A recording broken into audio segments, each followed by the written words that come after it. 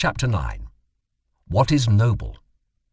Every elevation of the type man has hitherto been the work of an aristocratic society, and so it will always be.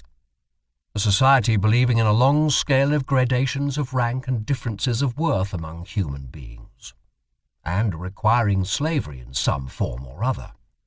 Without the pathos of distance, such as grows out of the incarnated difference of classes, out of the constant outlooking and downlooking of the ruling caste on subordinates and instruments, and out of their equally constant practice of obeying and commanding, of keeping down and keeping at a distance, that other more mysterious pathos could never have arisen, the longing for an ever-new widening of distance within the soul itself, the formation of ever higher, rarer, further, more extended, more comprehensive states.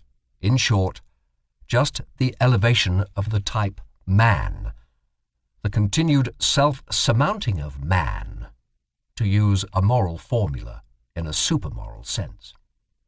To be sure, one must not resign oneself to any humanitarian illusions about the history of the origin of an aristocratic society, that is to say, of the preliminary condition for the elevation of the type man.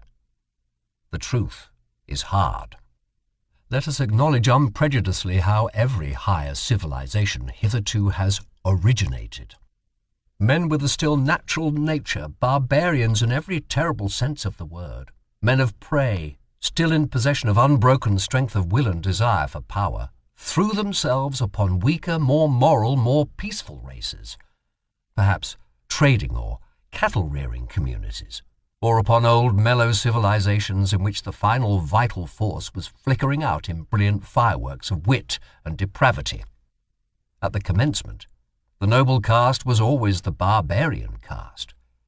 Their superiority did not consist first of all in their physical, but in their psychical power. They were more complete men, which at every point also implies the same as more complete beasts. Corruption, as the indication that anarchy threatens to break out among the instincts and that the foundation of the emotions called life is convulsed, is something radically different according to the organization in which it manifests itself. When, for instance, an aristocracy like that of France at the beginning of the Revolution flung away its privileges with sublime disgust and sacrificed itself to an excess of its moral sentiments, it was corruption. It was really only the closing act of the corruption which had existed for centuries, by virtue of which that aristocracy had abdicated step by step its lordly prerogatives and lowered itself to a function of royalty. In the end, even to its decoration and parade dress. The essential thing, however, in a good and healthy aristocracy is that it should not regard itself as a function either of the kingship or the commonwealth, but as the significance and highest justification thereof. That it should therefore accept with a good conscience the sacrifice of a legion of individuals, who, for its sake, must be suppressed and reduced to imperfect men, to slaves and instruments. Its fundamental belief must be precisely that society is not allowed to exist for its own sake, but only as a foundation and scaffolding, by means of which a select class of beings may be able to elevate themselves to their higher duties, and in general, to a higher existence. Like those sun-seeking climbing plants in Java, they are called cypomatador, which encircle an oak so long and so often with their arms until at last, high above it but supported by it, they can unfold their tops in the open light and exhibit their happiness. To refrain mutually from injury, from violence, from exploitation, and put one's will on a par with that of others. This may result in a certain rough sense in good conduct among individuals, when the necessary conditions are given, namely, the actual similarity of the individuals in amount of force and degree of worth, and their correlation within one organization. As soon, however, as one wished to take this principle more generally, and if possible even as the fundamental principle of society, it would immediately disclose what it really is, namely, a will to the denial of life, a principle of dissolution and decay. Here one must think profoundly to the very basis and resist all sentimental weakness. Life itself is essentially appropriation, injury, conquest of the strange and weak, suppression, severity, obtrusion of peculiar forms, incorporation, and at the least, putting it mildest, exploitation. But why should one forever use precisely these words on which for ages a disparaging purpose has been stamped? Even the organization within which, as was previously supposed, the individuals treat each other as equal, it takes place in every healthy aristocracy, must itself, if it be a living and not a dying organization, do all that towards other bodies, which the individuals within it refrain from doing to each other. It will have to be the incarnated will to power.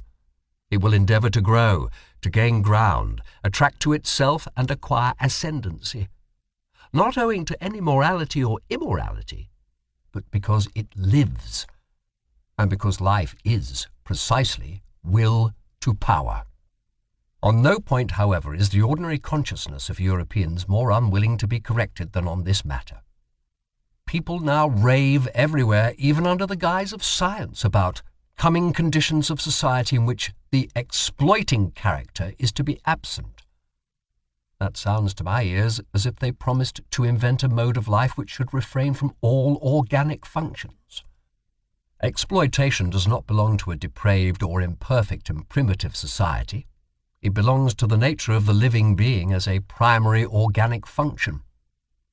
It is a consequence of the intrinsic will to power, which is precisely the will to life. Granting that as a theory this is a novelty, as a reality it is the fundamental fact of all history. Let us be so far honest towards ourselves. In a tour through the many finer and coarser moralities which have hitherto prevailed or still prevail on the earth, I found certain traits recurring regularly together and connected with one another until finally two primary types revealed themselves to me, and a radical distinction was brought to light. There is master morality and slave morality. I would at once add, however, that in all higher and mixed civilizations there are also attempts at the reconciliation of the two moralities. But one finds still oftener the confusion and mutual misunderstanding of them, indeed sometimes their close juxtaposition, even in the same man, within one soul. The distinctions of moral values have either originated in a ruling caste, presently conscious of being different from the ruled, or among the ruled class, the slaves and dependents of all sorts. In the first case, when it is the rulers who determine the conception, good, it is the exalted, proud disposition which is regarded as the distinguishing feature and that which determines the order of rank. The noble type of man separates from himself the beings in whom the opposite of this exalted, proud disposition displays itself. He despises them.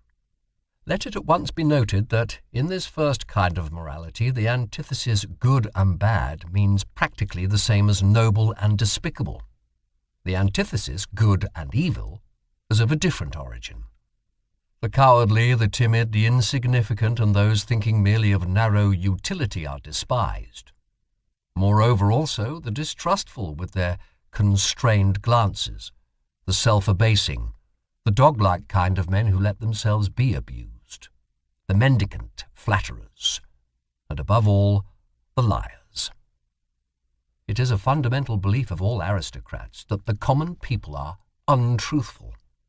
We truthful ones, the nobility in ancient Greece called themselves.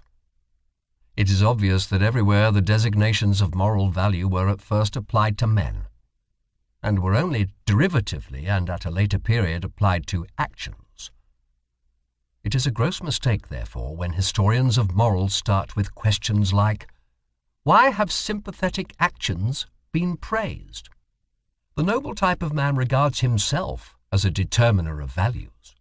He does not require to be approved of. He passes the judgment. What is injurious to me is injurious in itself. He knows that it is he himself only who confers honor on things. He is a creator of values. He honors whatever he recognizes in himself. Such morality equals self-glorification.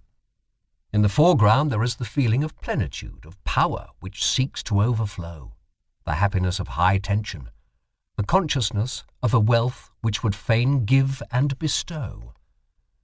The noble man also helps the unfortunate, but not, or scarcely, out of pity, but rather from an impulse generated by the superabundance of power. The noble man honours in himself the powerful one, him also who has power over himself, who knows how to speak and how to keep silence, who takes pleasure in subjecting himself to severity and hardness, and has reverence for all that is severe and hard. Wotan placed a hard heart in my breast, says an old Scandinavian saga. It is thus rightly expressed from the soul of a proud Viking. Such a type of man is even proud of not being made for sympathy. The hero of the saga therefore adds warningly, "He who has not had a hard heart when young will never have one." The noble and brave who think thus are the furthest removed from the morality which sees precisely in sympathy, or in acting for the good of others, or in désintéressement, the characteristic of the moral. Faith in oneself, pride in oneself, a radical enmity and irony towards selflessness, belong as definitely to noble morality as do a careless scorn and precaution in presence of sympathy and the warm heart. It is the powerful who know how to honour. It is their art, their domain for invention. The profound reverence for age and for tradition, all law rests on this double reverence. The belief and prejudice in favour of ancestors and unfavourable to newcomers is typical in the morality of the powerful. And if, reversely, men of modern ideas believe almost instinctively in progress and the future, and are more and more lacking in respect for old age, the ignoble origin of these ideas has complacently betrayed itself thereby.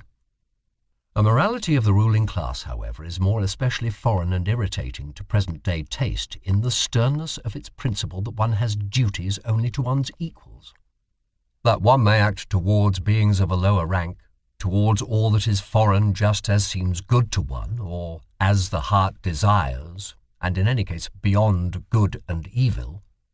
It is here that sympathy and similar sentiments can have a place.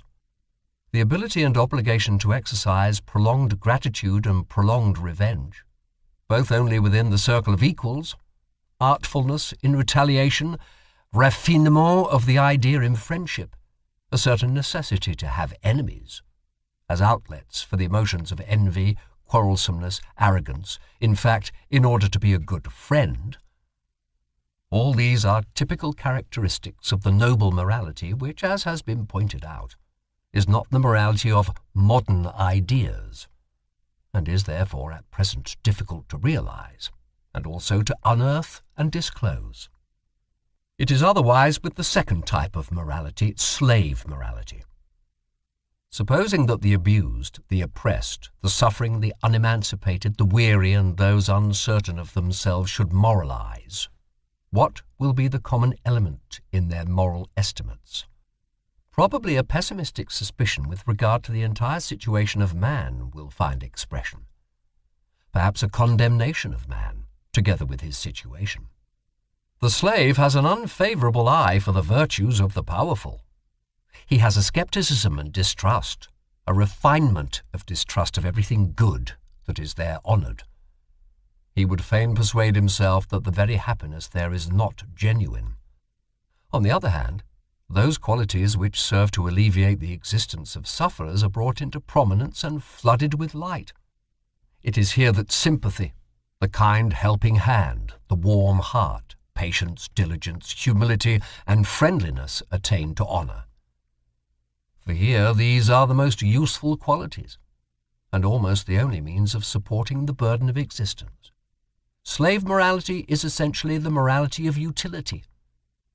Here is the seat of the origin of the famous antithesis good and evil. Power and dangerousness are assumed to reside in the evil. A certain dreadfulness, subtlety, and strength which do not admit of being despised. According to slave morality, therefore, the evil man arouses fear. According to master morality, it is precisely the good man who arouses fear and seeks to arouse it, while the bad man is regarded as the despicable being. The contrast attains its maximum when, in accordance with the logical consequences of slave morality, a shade of depreciation, it may be slight and well-intentioned, at last attaches itself to the good man of this morality. Because, according to the servile mode of thought, the good man must in any case be the safe man. He is good-natured, easily deceived, perhaps a little stupid, un bonhomme.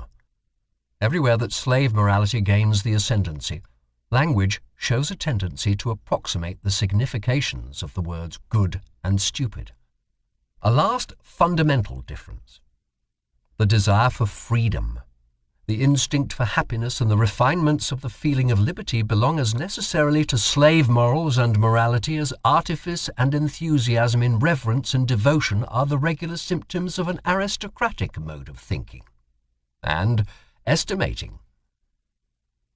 Hence we can understand without further detail why love as a passion, it is our European specialty, must absolutely be of noble origin. As is well known, its invention is due to the Provençal poet cavaliers, those brilliant, ingenious men of the gay sabre, to whom Europe owes so much, and almost owes itself. Vanity is one of the things which are perhaps most difficult for a noble man to understand. He will be tempted to deny it, where another kind of man thinks he sees it self-evidently.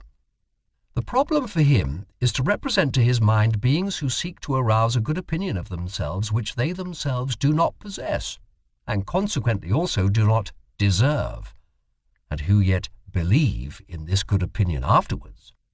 This seems to him, on the one hand, such bad taste and so self-disrespectful, and on the other hand, so grotesquely unreasonable, that he would like to consider vanity an exception, and is doubtful about it in most cases when it is spoken of. He will say, for instance, "I may be mistaken about my value, and on the other hand may nevertheless demand that my value should be acknowledged by others precisely as I rate it. That, however, is not vanity, but self-conceit, or in most cases that which is called humility, and also modesty."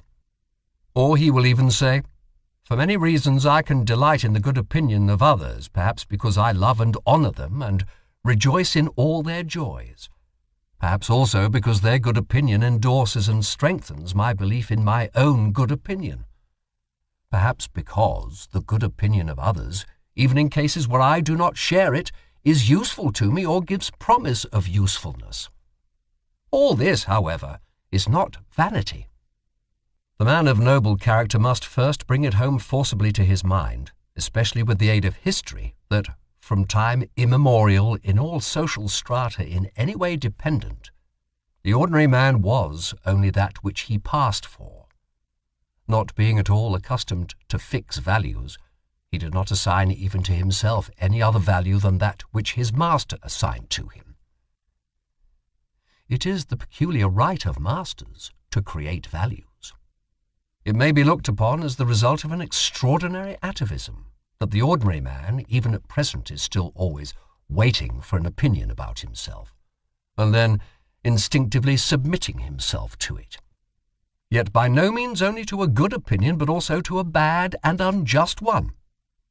Think, for instance, of the greater part of the self-appreciations and self-depreciations which believing women learn from their confessors, and which, in general, the believing Christian learns from his church. In fact, conformably to the slow rise of the democratic social order, and its cause, the blending of the blood of masters and slaves, the originally noble and rare impulse of the masters to assign a value to themselves and to think well of themselves will now be more and more encouraged and extended. But it has at all times an older, ampler, and more radically ingrained propensity opposed to it. And in the phenomenon of vanity, this older propensity overmasters the younger. The vain person rejoices over every good opinion which he hears about himself, quite apart from the point of view of its usefulness and equally regardless of its truth or falsehood, just as he suffers from every bad opinion. For he subjects himself to both. He feels himself subjected to both by that oldest instinct of subjection which breaks forth in him. It is the slave in the vain man's blood, the remains of the slave's craftiness. And how much of the slave is still left in woman, for instance, which seeks to seduce to good opinions of itself? It is the slave, too, who immediately afterwards falls prostrate himself before these opinions, as though he had not called them forth. And to repeat it again, vanity is an atavism. A species originates, and a type becomes established and strong in the long struggle with essentially constant, unfavourable conditions. On the other hand, it is known by the experience of breeders that species which receive superabundant nourishment, and in general a surplus of protection and care, immediately tend in the most marked way to develop variations, and are fertile in prodigies and monstrosities, also in monstrous vices. Now look at an aristocratic commonwealth, say an ancient Greek polis or Venice, as a voluntary or involuntary contrivance for the purpose of rearing human beings.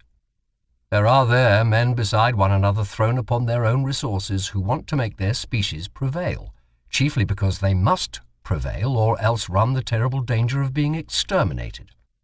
The favour, the superabundance, the protection are there lacking under which variations are fostered. The species needs itself as species, as something which precisely by virtue of its hardness, its uniformity and simplicity of structure, can in general prevail and make itself permanent in constant struggle with its neighbours, or with rebellious or rebellion-threatening vassals.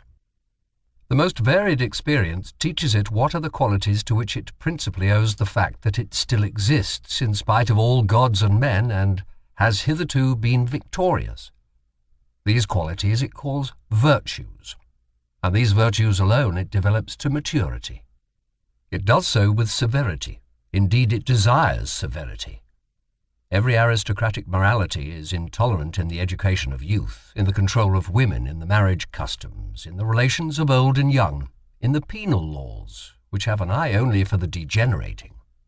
It counts intolerance itself among the virtues, under the name of justice. A type with few but very marked features, the species of severe, warlike, wisely silent, reserved and reticent men, and as such with the most delicate sensibility for the charm and nuances of society, is thus established, unaffected by the vicissitudes of generations. The constant struggle with uniform, unfavourable conditions is, as already remarked, the cause of a type becoming stable and hard. Finally, however, a happy state of things results, the enormous tension is relaxed. There are perhaps no more enemies among the neighbouring peoples, and the means of life, even of the enjoyment of life, are present in superabundance. With one stroke the bond and constraint of the old discipline severs. It is no longer regarded as necessary, as a condition of existence. If it would continue, it can only do so as a form of luxury, as an archaizing taste. Variations, whether they be deviations into the higher, finer and rarer, or deteriorations and monstrosities, appear suddenly on the scene in the greatest exuberance and splendour. The individual dares to be individual, and detach himself. At this turning point of history there manifest themselves side by side, and often mixed and entangled together, a magnificent, manifold, virgin forest-like upgrowth and upstriving, a kind of tropical tempo in the rivalry of growth, and an extraordinary decay and self-destruction, owing to the savagely opposing and seemingly exploding egoisms, which strive with one another for sun and light, and can no longer assign any limit, restraint, or forbearance for themselves by means of the hitherto existing morality. It was this morality itself which piled up the strength so enormously, which bent the bow in so threatening a manner. It is now out of date. It is getting out of date. The dangerous and disquieting point has been reached when the greater, more manifold, more comprehensive life is lived beyond the old morality. The individual stands out and is obliged to have recourse to his own law-giving, his own arts and artifices for self-preservation, self-elevation, and self-deliverance. Nothing but new whys, nothing but new hows, no common formulas any longer, misunderstanding and disregard in league with each other, decay, deterioration, and the loftiest desires frightfully entangled, the genius of the race overflowing from all the cornucopias of good and bad, a portentous simultaneousness of spring and autumn, full of new charms and mysteries peculiar to the fresh, still inexhausted, still unwearied corruption. Danger is again present, the mother of morality, great danger.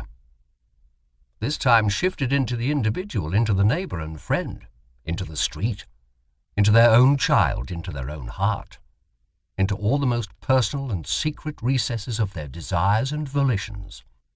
What will the moral philosophers who appear at this time have to preach? They discover, these sharp onlookers and loafers, that the end is quickly approaching, that everything around them decays and produces decay, that nothing will endure until the day after tomorrow except one species of man, the incurably mediocre. The mediocre alone have a prospect of continuing and propagating themselves. They will be the men of the future, the sole survivors. Be like them. Become mediocre is now the only morality which has still a significance, which still obtains a hearing.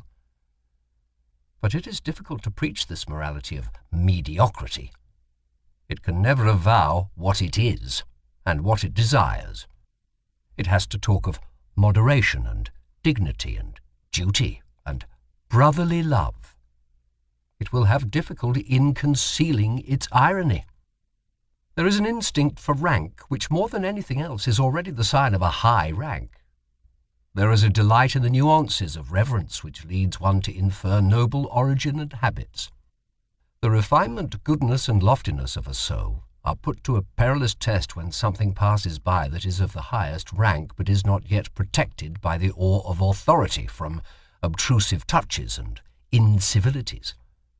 Something that goes its way like a living touchstone, undistinguished, undiscovered, and tentative, perhaps voluntarily veiled and disguised.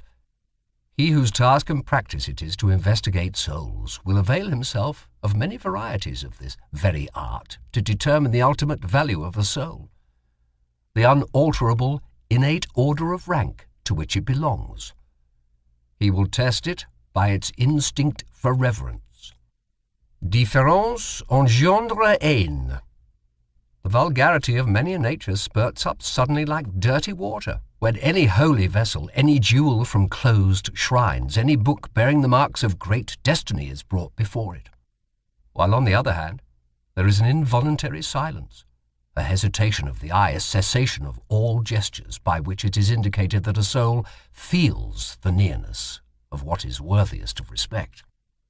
The way in which, on the whole, the reverence for the Bible has hitherto been maintained in Europe is perhaps the best example of discipline and refinement of manners which Europe owes to Christianity. Books of such profoundness and supreme significance require for their protection an external tyranny of authority, in order to acquire the period of thousands of years which is necessary to exhaust and unriddle them. Much has been achieved when the sentiment has been at last instilled into the masses, the shallow pates and the boobies of every kind, that they are not allowed to touch everything, that there are holy experiences before which they must take off their shoes and keep away the unclean hand. It is almost their highest advance towards humanity. On the contrary, in the so-called cultured classes, the believers in modern ideas, nothing is perhaps so repulsive as their lack of shame, the easy insolence of eye and hand with which they touch, taste, and finger everything. And it is possible that even yet there is more relative nobility of taste and more tact for reverence among the people, among the lower classes of the people, especially among peasants, than among the newspaper-reading demi-monde of intellect, the cultured class. It cannot be effaced from a man's soul what his ancestors have preferably and most constantly done, whether they were perhaps diligent economizers attached to a desk and a cash-box, modest and citizen-like in their desires, modest also in their virtues, or whether they were accustomed to commanding from morning till night, fond of rude pleasures and probably of still ruder duties and responsibilities, or whether finally at one time or another they have sacrificed old privileges of birth and possession in order to live wholly for their faith, for their God, as men of an inexorable and sensitive conscience, which blushes at every compromise. It is quite impossible for a man not to have the qualities and predilections of his parents and ancestors in his constitution, whatever appearances may suggest to the contrary. This is the problem of race. Granted that one knows something of the parents, it is admissible to draw a conclusion about the child. Any kind of offensive incontinence, any kind of sordid envy, or of clumsy self-vaunting, the three things which together have constituted the genuine plebeian type in all times, such must pass over to the child as surely as bad blood. And with the help of the best education and culture, one will only succeed in deceiving with regard to such heredity. And what else does education and culture try to do nowadays? In our very democratic, or rather very plebeian age, education and culture must be essentially the art of deceiving. Deceiving with regard to origin, with regard to the inherited plebeianism in body and soul. An educator who nowadays preached truthfulness above everything else, and called out constantly to his pupils, "Be true, be natural, show yourselves as you are." Even such a virtuous and sincere ass would learn in a short time to have recourse to the furca of Horace, naturam expellere. With what results? Plebeianism, usque recurret. At the risk of displeasing innocent ears, I submit that egoism belongs to the essence of a noble soul. I mean the unalterable belief that to a being such as we, other beings must naturally be in subjection and have to sacrifice themselves. The noble soul accepts the fact of his egoism without question and also without consciousness of harshness, constraint, or arbitrariness therein, but rather as something that may have its basis in the primary law of things. If he sought a designation for it, he would say, "It is justice itself." He acknowledges under certain circumstances, which made him hesitate at first, that there are other equally privileged ones. As soon as he has settled this question of rank, he moves among those equals and equally privileged ones with the same assurance as regards modesty and delicate respect which he enjoys in intercourse with himself, in accordance with an innate heavenly mechanism which all the stars understand. It is an additional instance of his egoism, this artfulness and self-limitation in intercourse with his equals. Every star is a similar egoist. He honors himself in them, and in the rights which he concedes to them he has no doubt that the exchange of honors and rights, as the essence of all intercourse, belongs also to the natural condition of things. The noble soul gives as he takes, prompted by the passionate and sensitive instinct of requital, which is at the root of his nature. The notion of favor has inter pares neither significance nor good repute. There may be a sublime way of letting gifts, as it were, light upon one from above, and of drinking them thirstily like dewdrops. But for those arts and displays the noble soul has no aptitude. His egoism hinders him here. In general, he looks aloft unwillingly. He looks either forward, horizontally and deliberately, or downwards. He knows that he is on a height. One can only truly esteem him who does not look out for himself. Goethe to Ratschlosser. The Chinese have a proverb which mothers even teach their children. Xiao Xin, make thy heart small. This is the essentially fundamental tendency in latter-day civilizations. I have no doubt that an ancient Greek also would first of all remark the self-dwarfing in us Europeans of today. In this respect alone we should immediately be distasteful to him. What, after all, is ignobleness? Words are vocal symbols for ideas. Ideas, however, are more or less definite mental symbols for frequently returning and concurring sensations, for groups of sensations. It is not sufficient to use the same words in order to understand one another. We must also employ the same words for the same kind of internal experiences. We must, in the end, have experiences in common. On this account, the people of one nation understand one another better than those belonging to different nations, even when they use the same language. Or rather, when people have lived long together under similar conditions of climate, soil, danger, requirement, toil, there originates therefrom an entity that understands itself, namely, a nation. In all souls, a like number of frequently recurring experiences have gained the upper hand over those occurring more rarely. About these matters, people understand one another rapidly, and always more rapidly. The history of language is the history of a process of abbreviation. On the basis of this quick comprehension, people always unite closer and closer. The greater the danger, the greater is the need of agreeing quickly and readily about what is necessary. Not to misunderstand one another in danger, that is what cannot at all be dispensed with in intercourse. Also, in all loves and friendships, one has the experience that nothing of the kind continues when the discovery has been made that in using the same words, one of the two parties has feelings, thoughts, intuitions, wishes, or fears different from those of the other. The fear of the eternal misunderstanding, that is the good genius which so often keeps persons of different sexes from too hasty attachments, to which sense and heart prompt them, and not some Schopenhauerian genius of the species. Whichever groups of sensations within a soul awaken most readily, begin to speak and give the word of command. These decide as to the general order of rank of its values, and determine ultimately its list of desirable things. A man's estimates of value betray something of the structure of his soul, and wherein it sees its conditions of life, its intrinsic needs. Supposing now that necessity has from all time drawn together only such men as could express similar requirements and similar experiences by similar symbols, it results, on the whole, that the easy communicability of need, which implies ultimately the undergoing only of average and common experiences, must have been the most potent of all the forces which have hitherto operated upon mankind. The more similar, the more ordinary people have always had and are still having the advantage. The more select, more refined, more unique and difficultly comprehensible are liable to stand alone.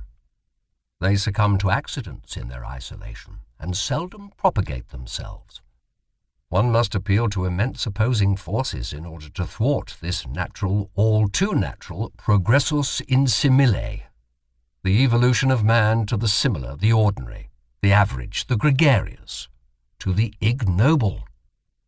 The more a psychologist, a born and unavoidable psychologist and soul diviner, turns his attention to the more select cases and individuals, the greater is his danger of being suffocated by sympathy.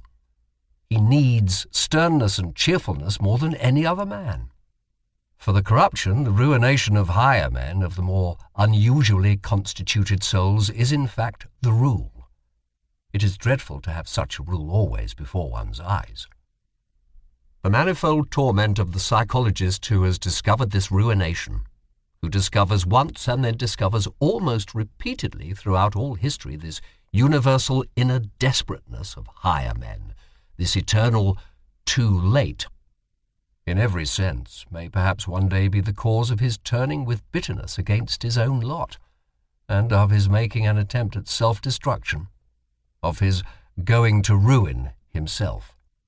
One may perceive in almost every psychologist a telltale inclination for delightful intercourse with commonplace and well-ordered men. The fact is thereby disclosed that he always requires healing, that he needs a sort of flight and forgetfulness away from what is insight and incisiveness, from what his business has laid upon his conscience. The fear of his memory is peculiar to him. He is easily silenced by the judgment of others. He hears with unmoved countenance how people honor, admire, love, and glorify where he has perceived, or he even conceals his silence by expressly assenting to some plausible opinion. Perhaps the paradox of his situation becomes so dreadful that precisely where he has learnt great sympathy together with contempt, the multitude, the educated, and the visionaries have on their part learnt great reverence for great men and marvellous animals, for the sake of whom one blesses and honours the fatherland, the earth, the dignity of mankind, and one's own self, to whom one points the young, and in view of whom one educates them. And who knows but in all great instances hitherto just the same happened, that the multitude worshipped a god, and that the god was only a poor sacrificial animal. Success has always been the greatest liar, and the work itself is a success. The great statesman, the conqueror, the discoverer are disguised in their creations until they are unrecognizable. The work of the artist, of the philosopher, only invents him who has created it, is reputed to have created it. The great men, as they are reverenced, are poor little fictions composed afterwards. In the world of historical values, spurious coinage prevails. Those great poets, for example, such as Byron, Musset, Poe, Leopardi, Kleist, Gogol, I do not venture to mention much greater names, but I have them in mind, as they now appear and were perhaps obliged to be, men of the moment, enthusiastic, sensuous, and childish, light-minded and impulsive in their trust and distrust, with souls in which usually some flaw has to be concealed, often taking revenge with their works for an internal defilement, often seeking forgetfulness in their soaring from a too true memory, often lost in the mud and almost in love with it, until they become like the will-o'-the-wisps around the swamps, and pretend to be stars. The people then call them idealists, often struggling with protracted disgust, with an ever-reappearing phantom of disbelief which makes them cold, and obliges them to languish for gloria, and devour faith as it is, out of the hands of intoxicated adulators. What a torment these great artists are, and the so-called higher men in general, to him who has once found them out. It is thus conceivable that it is just from woman, who is clairvoyant in the world of suffering and also unfortunately eager to help and save to an extent far beyond her powers, that they have learnt so readily those outbreaks of boundless devoted sympathy, which the multitude, above all the reverent multitude, do not understand, and overwhelm with prying and self-gratifying interpretations. This sympathizing invariably deceives itself as to its power. Women would like to believe that love can do everything. It is the superstition peculiar to her. Alas, he who knows the heart finds out how poor, helpless, pretentious, and blundering even the best and deepest love is. He finds that it rather destroys than saves. It is possible that under the holy fable and travesty of the life of Jesus there is hidden one of the most painful cases of the martyrdom of knowledge about love. The martyrdom of the most innocent and most craving heart, that never had enough of any human love, that demanded inexorably and frantically to be loved and nothing else, with terrible outbursts against those who refused him their love. The story of a poor soul insatiated and insatiable in love that had to invent hell to send thither those who would not love him, and that at last, enlightened about human love, had to invent a God who is entire love, entire capacity for love, who takes pity on human love because it is so paltry, so ignorant. He who has such sentiments, he who has such knowledge about love, seeks for death. But why should one deal with such painful matters? Provided, of course, that one is not obliged to do so. The intellectual haughtiness and loathing of every man who has suffered deeply. It almost determines the order of rank, how deeply men can suffer. The chilling certainty with which he is thoroughly imbued and coloured, that by virtue of his suffering he knows more than the shrewdest and wisest can ever know, that he has been familiar with and at home in many distant, dreadful worlds of which you know nothing. This silent intellectual haughtiness of the sufferer, this pride of the elect of knowledge, of the initiated, of the almost sacrificed, finds all forms of disguise necessary to protect itself from contact with officious and sympathizing hands, and in general from all that is not its equal in suffering. Profound suffering makes noble. It separates. One of the most refined forms of disguise is epicurism, along with a certain ostentatious boldness of taste which takes suffering lightly and puts itself on the defensive against all that is sorrowful and profound. There are gay men who make use of gaiety because they are misunderstood on account of it. They wish to be misunderstood. There are scientific minds who make use of science because it gives a gay appearance, and because scientificness leads to the conclusion that a person is superficial. They wish to mislead to a false conclusion. There are free, insolent minds which would fain conceal and deny that they are broken, proud, incurable hearts. The cynicism of Hamlet, the case of Galliani.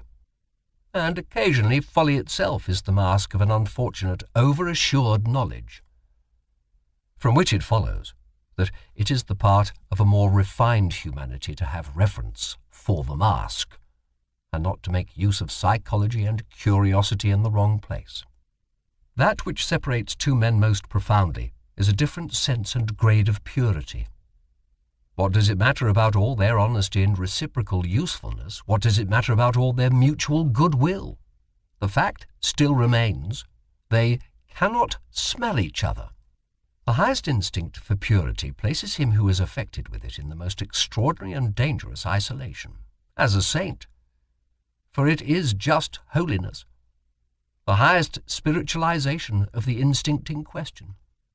Any kind of cognizance of an indescribable excess in the joy of the bath, any kind of ardor or thirst which perpetually impels the soul out of night into the morning, and out of gloom, out of affliction into clearness, brightness, depth, and refinement, just as much as such a tendency distinguishes, it is a noble tendency. It also separates. The pity of the saint is pity for the filth of the human, all too human. And there are grades and heights where pity itself is regarded by him as impurity, as filth. Signs of nobility? Never to think of lowering our duties to the rank of duties for everybody. To be unwilling to renounce or to share our responsibilities. To count our prerogatives and the exercise of them among our duties. A man who strives after great things looks upon everyone whom he encounters on his way either as a means of advance or a delay and hindrance, or as a temporary resting place. His peculiar lofty bounty to his fellow men is only possible when he attains his elevation and dominates. Impatience and the consciousness of being always condemned to comedy up to that time, for even strife is a comedy and conceals the end, as every means does, spoil all intercourse for him. This kind of man is acquainted with solitude, and what is most poisonous in it, the problem of those who wait. Happy chances are necessary, and many incalculable elements, in order that a higher man in whom the solution of a problem is dormant may yet take action, or break forth, as one might say, at the right moment. On average, it does not happen. And in all corners of the earth there are waiting ones sitting who hardly know to what extent they are waiting, and still less that they wait in vain. Occasionally, too, the waking call comes too late, the chance which gives permission to take action, when their best youth and strength for action have been used up in sitting still. And how many a one, just as he sprang up, has found with horror that his limbs are benumbed and his spirits are now too heavy.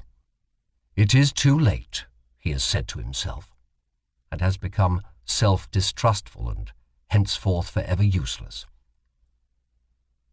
In the domain of genius, may not the Raphael without hands, taking the expression in its widest sense, perhaps not be the exception but the rule? Perhaps genius is by no means so rare, but rather the 500 hands which it requires in order to tyrannize over the Greek inserted here, the right time, in order to take chance by the forelock. He who does not wish to see the height of a man looks all the more sharply at what is low in him and in the foreground, and thereby betrays himself. In all kinds of injury and loss, the lower and coarser soul is better off than the nobler soul. The dangers of the latter must be greater. The probability that it will come to grief and perish is in fact immense, considering the multiplicity of the conditions of its existence. In a lizard a finger grows again which has been lost. Not so in man. It is too bad. Always the old story. When a man has finished building his house, he finds that he has learnt unawares something which he ought absolutely to have known before he began to build. The eternal, fatal, too late. The melancholia of everything completed. Wanderer, who art thou? I see thee follow thy path without scorn, without love, with unfathomable eyes, wet and sad as a plummet which has returned to the light insatiated out of every depth. What did it seek down there? With a bosom that never sighs, with lips that conceal their loathing, with a hand which only slowly grasps. Who art thou? What hast thou done? Rest thee here. This place has hospitality for everyone. Refresh thyself. And whoever thou art, what is it that now pleases thee? What will serve to refresh thee?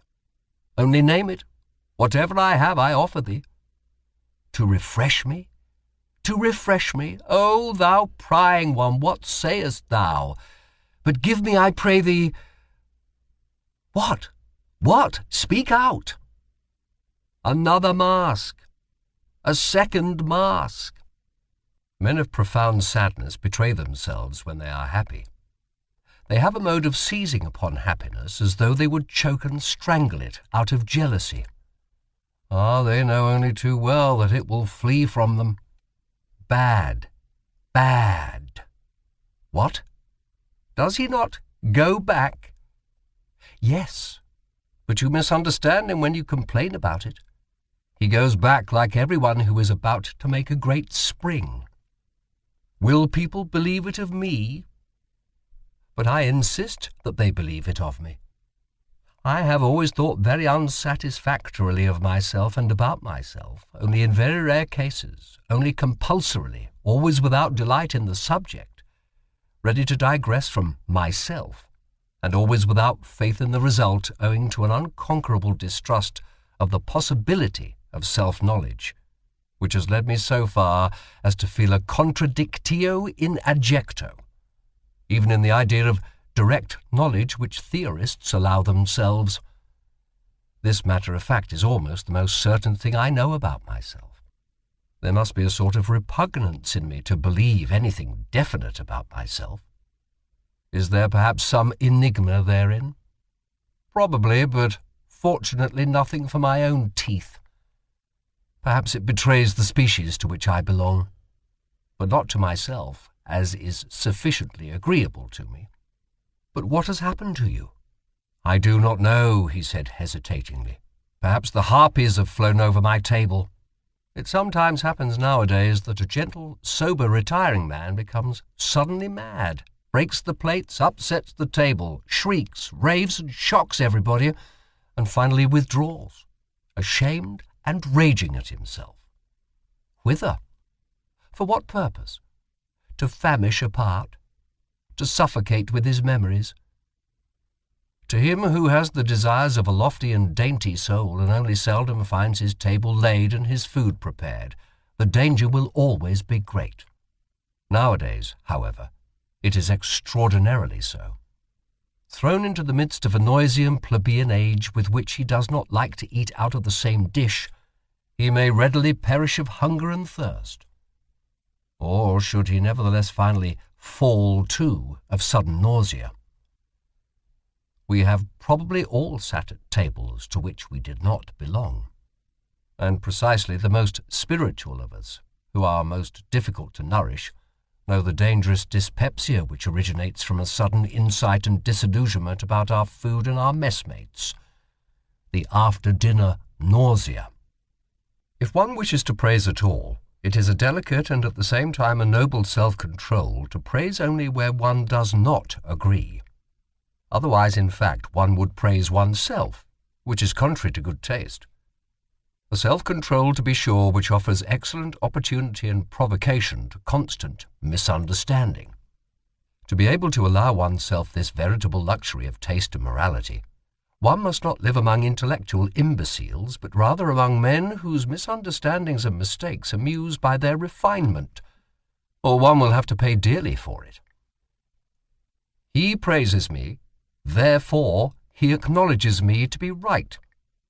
This asinine method of inference spoils half of the life of us recluses, for it brings the asses into our neighbourhood and friendship.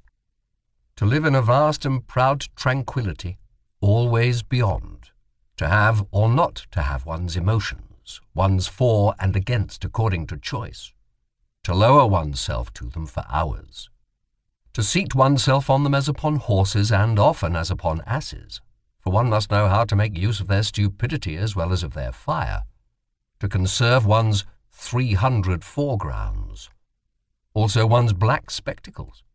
For there are circumstances when nobody must look into our eyes, still less into our motives, and to choose for company that roguish and cheerful vice, politeness, and to remain master of one's four virtues, courage, insight, sympathy, and solitude. For solitude is a virtue with us, as a sublime bent and bias to purity which divines that in the contact of man and man, in society, it must be unavoidably impure. All society makes one somehow, somewhere, or sometime commonplace. The greatest events and thoughts, the greatest thoughts, however, are the greatest events, are longest in being comprehended. The generations which are contemporary with them do not experience such events, they live past them. Something happens there as in the realm of stars. The light of the furthest stars is longest in reaching man, and before it has arrived, man denies that there are stars there. How many centuries does a mind require to be understood? That is also a standard. One also makes a gradation of rank and an etiquette therewith, such as is necessary for mind and for star. Here is the prospect free, the mind exalted. But there is a reverse kind of man who is also upon a height and has also a free prospect, but looks downwards. What is noble? What does the word noble still mean for us nowadays? How does the noble man betray himself? How is he recognized under this heavy overcast sky of the commencing plebeianism by which everything is rendered opaque and leaden? Is it not his actions which establish his claim? Actions are always ambiguous, always inscrutable. Neither is it his works. One finds nowadays among artists and scholars plenty of those who betray by their works that a profound longing for nobleness impels them. But this very need of nobleness is radically different from the needs of the noble soul itself, and is in fact the eloquent and dangerous sign of the lack thereof. It is not the works, but the belief which is here decisive, and determines the order of rank. To employ once more an old religious formula with a new and deeper meaning, it is some fundamental certainty which a noble soul has about itself, something which is not to be sought, is not to be found, and perhaps also is not to be lost. The noble soul has reverence for itself. There are men who are unavoidably intellectual. Let them turn and twist themselves as they will and hold their hands before their treacherous eyes, as though the hand were not a betrayer. It always comes out at last that they have something which they hide, namely, intellect. One of the subtlest means of deceiving, at least as long as possible, and of successfully representing oneself to be stupider than one really is, which in everyday life is often as desirable as an umbrella, is called enthusiasm, including what belongs to it, for instance, virtue. For as Galliani said, who was obliged to know it, virtu et enthusiasme. In the writings of a recluse, one always hears something of the echo of the wilderness, something of the murmuring tones and timid vigilance of solitude. In his strongest words, even in his cry itself, there sounds a new and more dangerous kind of silence, of concealment. He who has sat day and night from year's end to year's end, alone with his soul in familiar discord and discourse, he who has become a cave-bear or a treasure-seeker, or a treasure-guardian and dragon in his cave. It may be a labyrinth, but can also be a gold mine. His ideas themselves eventually acquire a twilight colour of their own and an odour, as much of the depth as of the mould, something uncommunicative and repulsive, which blows chilly upon every passer-by.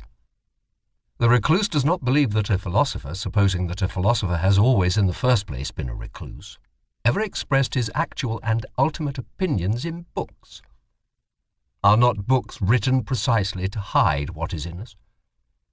Indeed, he will doubt whether a philosopher can have ultimate and actual opinions at all. Whether behind every cave in him there is not and must necessarily be a still deeper cave, an ampler, stranger, richer world beyond the surface, an abyss behind every bottom, beneath every foundation. Every philosophy is a foreground philosophy. This is a recluse's verdict. There is something arbitrary in the fact that the philosopher came to a stand here, took a retrospect and looked around, that he here laid his spade aside and did not dig any deeper. There is also something suspicious in it. Every philosophy also conceals a philosophy. Every opinion is also a lurking place. Every word is also a mask. Every deep thinker is more afraid of being understood than of being misunderstood. The latter perhaps wounds his vanity, but the former wounds his heart, his sympathy, which always says, why would you also have as hard a time of it as I have? Man, a complex, mendacious, artful, and inscrutable animal, uncanny to the other animals by his artifice and sagacity rather than by his strength, has invented the good conscience in order finally to enjoy his soul as something simple. And the whole of morality is a long audacious falsification by virtue of which generally enjoyment at the sight of the soul becomes possible. From this point of view, there is perhaps much more in the conception of art than is generally believed.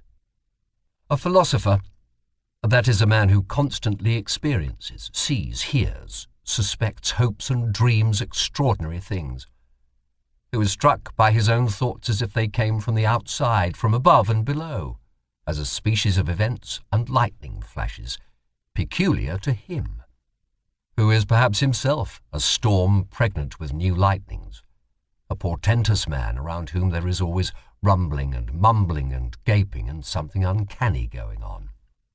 A philosopher, alas, a being who often runs away from himself, is often afraid of himself, but whose curiosity always makes him come to himself again.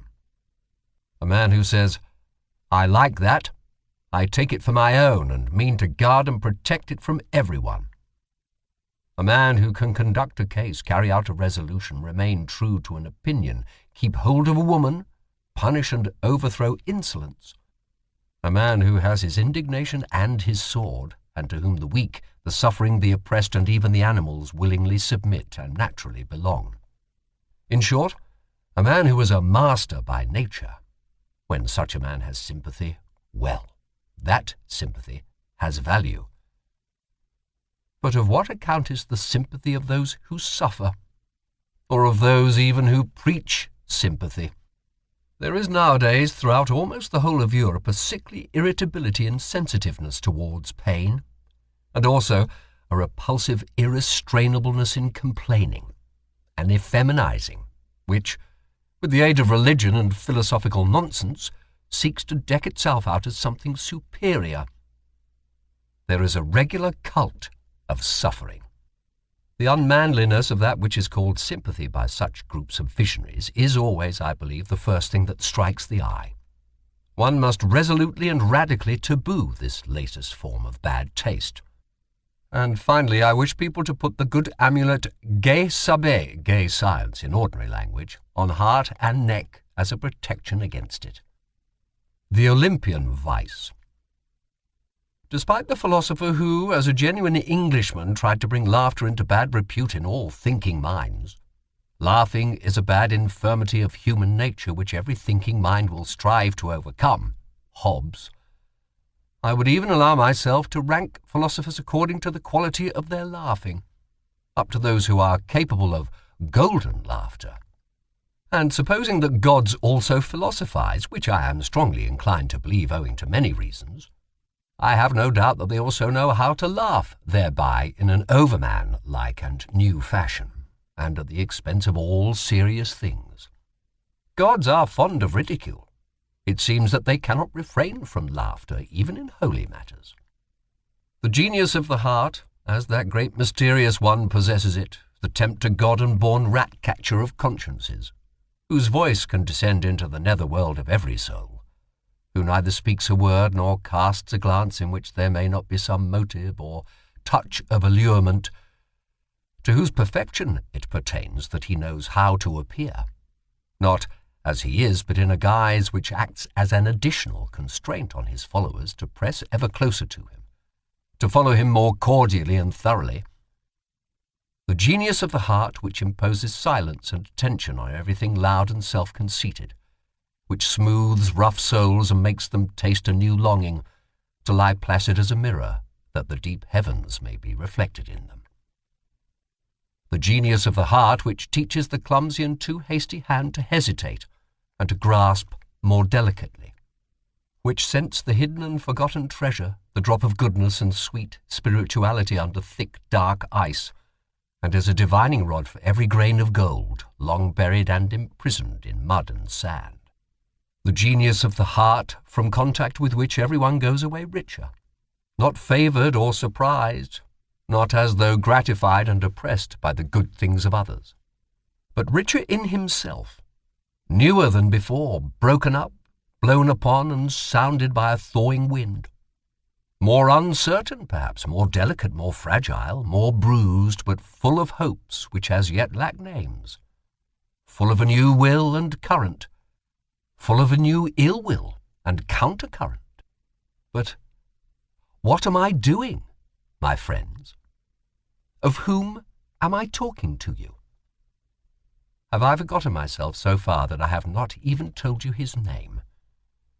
Unless it be that you have already divined of your own accord who this questionable god and spirit is that wishes to be praised in such a manner.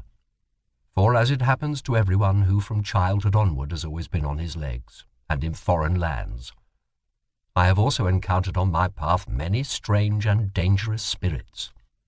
Above all, however, and again, the one of whom I have just spoken, in fact, no less a personage than the god Dionysus, the great equivocator and tempter, to whom, as you know, I once offered in all secrecy and reverence my first fruits, the last, as it seems to me, who has offered a sacrifice to him.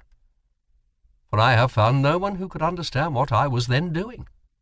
In the meantime, however, I have learned much, far too much, about the philosophy of this god, and, as I said, from mouth to mouth, I, the last disciple and initiate of the god Dionysus.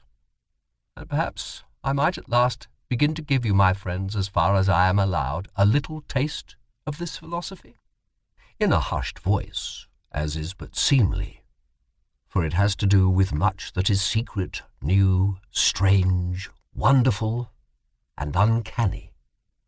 The very fact that Dionysus is a philosopher, and that therefore gods also philosophize, seems to me a novelty which is not unensnaring, and might perhaps arouse suspicion precisely among philosophers. Among you, my friends, there is less to be said against it, except that it comes too late, and not at the right time. For, as it has been disclosed to me, you are loath nowadays to believe in God and gods. It may happen, too, that in the frankness of my story I must go further than is agreeable to the strict usages of your ears. Certainly the god in question went further, very much further, in such dialogues, and was always many paces ahead of me. Indeed, if it were allowed, I should have to give him, according to human usage, fine ceremonious tides of lustre and merit. I should have to extol his courage as investigator and discoverer, his fearless honesty, truthfulness, and love of wisdom. But such a god does not know what to do with all that respectable trumpery and pomp. "Keep that," he would say, "for thyself and those like thee, and whoever else require it. I have no reason to cover my nakedness." One suspects that this kind of divinity and philosopher perhaps lacks shame. He once said, "Under certain circumstances I love mankind," and referred thereby to Ariadne, who was present. "In my opinion, man is an agreeable, brave, inventive animal that has not his equal upon earth. He makes his way even through all labyrinths. I like man, and often think how I can still further advance him and make him stronger, more evil, and more profound." "Stronger, more evil, and more profound?" I asked in horror. "Yes," he said again, "stronger, more evil, and more profound. Also more beautiful." And thereby the tempter god smiled with his halcyon smile as though he had just paid some charming compliment. One here sees at once that it is not only shame that this divinity lacks. And in general there are good grounds for supposing that in some things the gods could all of them come to us men for instruction. We men are more human. Alas, what are you after all, my written and painted thoughts? Not long ago you were so variegated, young and malicious, so full of thorns and secret spices that you made me sneeze and laugh. And now you have already doffed your novelty, and some of you, I fear, are ready to become truths. So immortal do they look, so pathetically honest, so tedious. And was it ever otherwise? What then do we write and paint, we mandarins, with Chinese brush, we immortalizers of things which lend themselves to writing? What are we alone capable of painting? Alas, only that which is just about to fade and begins to lose its odour. Alas, only exhausted and departing storms and belated yellow sentiments. Alas, only birds, strayed and fatigued by flight, which now let themselves be captured with the hand, with our hand. We immortalize what cannot live and fly much longer, things only which are exhausted and mellow. And it is only for your afternoon, you, my written and painted thoughts, for which alone I have colours, many colours, perhaps many variegated softenings, and 50 yellows and browns and greens and reds. But nobody will divine thereby how ye looked in your morning, you sudden sparks and marvels of my solitude, you, my old, beloved, evil thoughts. From the Heights, by F.W. Nietzsche, translated by L.A. Magnus. Midday of life, O season of delight, my summer's park, uneaseful joy to look, to lurk, to hark. I peer for friends, am ready day and night. Where linger ye, my friends? The time is right. Is not the glacier's grey today for you rose-garlanded? The brooklet seeks you, wind cloud with longing thread, and thrust themselves yet higher to the blue, to spy for you from farthest eagle's view. My table was spread out for you on high. Who dwelleth so, star near, so near the grisly pit below? My realm, what realm hath wider boundary? My honey, who hath sipped its fragrancy? Friends, ye are there. Woe me, yet I am not. He whom you seek, ye stare and stop. Better your wrath could speak. I am not I? Hand, gait, face changed? And what? I am to you, my friends. Now am I not? Am I an other? Strange am I to me, yet from me sprung? A wrestler, by himself too oft self-wrung, hindering too oft my own self's potency, wounded and hampered by self-victory. I sought whereso the wind blows keenest, there I learned to dwell, where no man dwells on lonesome ice-lawn fell. And unlearned man and God and curse and prayer became a ghost, haunting the glaciers bare. Ye, my old friends, look, ye turn pale, filled o'er with love and fear. Go, yet not in wrath. Ye could ne'er live here in the farthest realm of ice and scar. A huntsman must one be, like chamois, saw. An evil huntsman was I? See how taut! My bow was bent. Strongest was he by whom such bolt were sent. Woe now! That arrow is with peril fraught, perilous as none. Have yon safe home ye sought? Ye go, thou didst endure enough, O heart. Strong was thy hope. Unto new friends thy portals widely ope. Let old ones be, bid memory depart. Wast thou young then? Now? Better young thou art. What linked us once together, one hope's tie? Who now doth con? Those lines now fading, love once wrote thereon, is like a parchment which the hand is shy to touch, like crackling leaves all seared, all dry. O friends no more. They are, what name for those? Friends' phantom flight, knocking at my heart's window pane at night, gazing on me that speaks we were and goes. O withered words, once fragrant as the rose. Pinings of youth that might not understand, for which I pined, which I deemed changed with me, kin of my kind. But they grew old and thus were doomed and banned. None but new kith are native of my land. Midday of life, my second youth's delight, my summer's park, unrestful joy to long, to lurk, to hark. I peer for friends, am ready day and night, for my new friends. Come, come, the time is right.